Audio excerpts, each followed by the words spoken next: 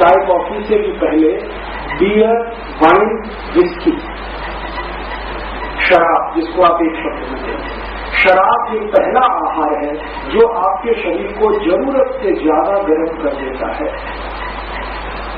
और शरीर में जरूरत से ज्यादा गर्मी आने के कारण ही मनुष्य वो सब करता है जो सामान्य स्थिति में उससे करने की अपेक्षा नहीं की है।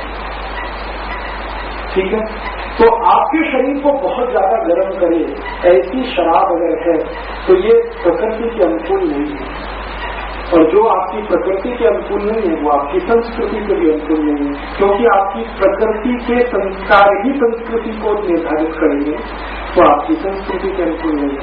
तो निश्चित रूप से हमें ये तय करना चाहिए कि शराब हमारी प्रकृति और संस्कृति के अनुकूल नहीं है तो ना पिए। और ये गर्म कैसे करता है? मैंने कुछ एक्सपेरिमेंट किए।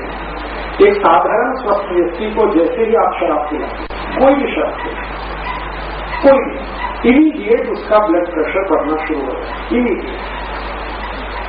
और आयुर्वेद की भाषा में कहूं, ये एलोपैथी की भाषा में मैंने कहा कि ब्लड प्रेशर बढ़ना शुरू हो जाए, आयुर्वेद की भाषा में मैं कहूं तो तुरंत उसका पित्त बढ़ना शुरू हो जाए।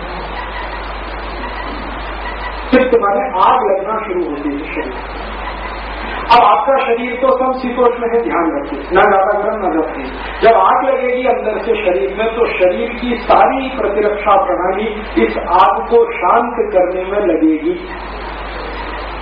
और तब तक लगेगी जब तक ये आग शांत नहीं होगी। तो प्रतिरक्षण प्रणाली को काम करने के लिए रक्त ईंधन के रूप में चाहिए, तो आपका रक्त शरीर का सारे अंगों से भागकर वहां आएगा जहां आपकी आग को शांत करने का काम चलेगा, माने पेट की तरफ सारा रक्त आ जाएगा।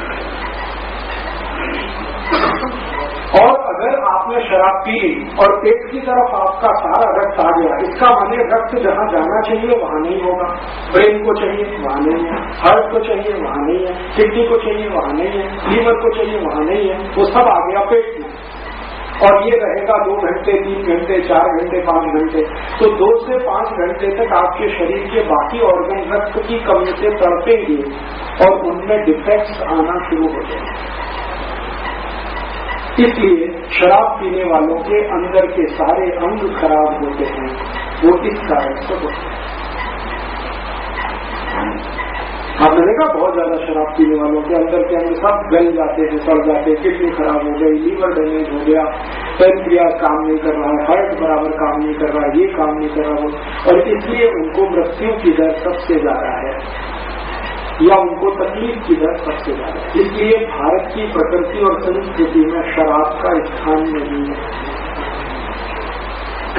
फिर आप कहेंगे जी सोमरस तो था, सोमरस और शराब में बहुत बड़ा अंतर है, उसको आप समझ लीजिए। अंतर क्या है? सोमरस और शराब दोनों का अंतर उतना ही है, इसको ध्यान से कहिए, सुनिएगा। सोमरस और शराब का अंतर उतना ही है जितना डालडा और गाय के घी का है। डालडा और गाय के घी का अंतर आप समझ सकते हैं, इतना ही अंतर सोमरस और शराब में। सोमरस जो है आयुर्वेद का एक औषधीय रूप है, आयुर्वेद में एक औषधीय रूप है जो आपके शरीर के शांत पित्त को बढ़ाने का काम करता है, माने भूख ज्यादा ठीक से लगे इसके लिए सोमरस पान किया जाता है भारत में। शराब और सोमरस में जमीन आसमान का अंतर है। शराब क्या करती है कि जो पित्त आपका पहले से शांत है उसको भड़का देती है। एक सुलगना होता है, एक भड़कना होता है, दोनों शब्द आप समझ पाएंगे। आज कहीं धीरे धीरे सुलग रही है तो खतरे की संभावना बहुत कम है, और भड़क के लग गई है तो आस पड़ोस की बिल्डिंगें जल जाएंगी। तो शराब जो है वो पित्त को भड़काती है और सोमरस पित्त को सुलगाता है। तो सुलगा हुआ पित्त ये तो हमें चाहिए, भड़का हुआ नहीं चाहिए, माने शराब नहीं चाहिए, चाहिए तो सोमरस चाहिए। अब आप कहेंगे जी सोमरस बनता कैसे है? उसकी विधि है, उसकी विधि है। आप चाहो तो मूवी में बता सकता हूँ। हमारे देश में एक महान व्यक्ति हुए बागभट्ट, जिन्होंने 100 घर में सोमरस बना के पान कर सकते हैं। मैं आपको गारंटी देता हूँ आपको जिंदगी में कभी भी पित्त का रोग नहीं होगा। और जो शराब पिया तो कोई गारंटी नहीं है कि कब आपका पित्त भड़के और कब होगा। सोमरस बहुत ही संतुलित है। ये कुछ इस तरह की चीज है जैसे आप नींबू का शरबत पिए, ठीक है, और नींबू का शरबत पिए तो आपको कैसा लगेगा, और खाली नींबू का रस निचोड़ कर पिए तो कैसा लगेगा। शराब वैसा ही कुछ है, नींबू का खाली रस, और सोमरस वैसे ही कुछ है जो नींबू की शिकंजी। शिकंजी सबको पीने के लिए आयुर्वेद कहेगा, नींबू का रस सबको नहीं चलेगा। वो कोई बहुत गंभीर बीमारी का कोई वस्तु नहीं आनी चाहिए जो शरीर को जरूरत से ज्यादा गर्म करे। उसमें सबसे पहली वस्तु शराब, कि हमारे भारतीय संस्कृति का हिस्सा नहीं है शराब। तो आप कहेंगे कि इतनी शराब अब पीने लगेगी, कहाँ से आए? ये यूरोप की नकल की है। हम दुर्भाग्य से 400, 450 या 500 साल तक हम भारतवासी यूरोपियन की संगत में फंस गए, या तो उनके गुलाम हो गए, तो उनकी नकल कर करके हमने ये शुरू कर दिया।